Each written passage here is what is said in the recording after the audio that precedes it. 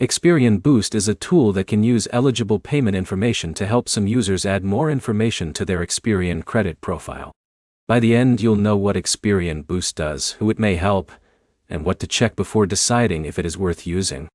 Experian Boost is designed for people who want to strengthen their credit profile by including certain positive payment activity that may not already appear in their credit history. The main idea is simple. If you already make qualifying payments on time, connecting that information may give Experian more data to consider. The biggest question is whether it actually helps your situation.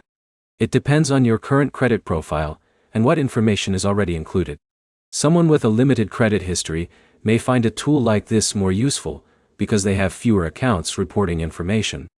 Someone who already has a long credit history may see less value because their credit profile may already contain more information for lenders to review.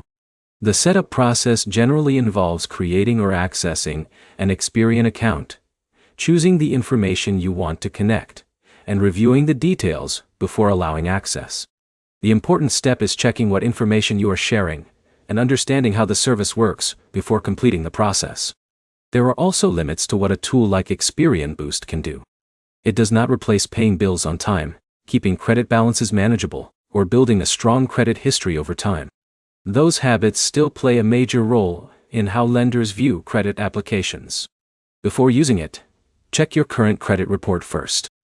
If your report already has accurate information, and you are actively building credit, you can decide whether adding more payment information is worth the effort. Also review any connected accounts regularly and remove access if you no longer want to use the service. The main points are simple. Experian Boost can add eligible payment information to your credit profile. The impact depends on your individual credit situation, and it works best as one part of a larger credit building strategy.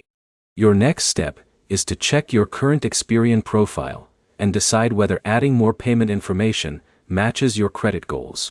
If this helped you understand whether Experian Boost is worth trying, like the video and subscribe for more simple breakdowns of financial apps and tools.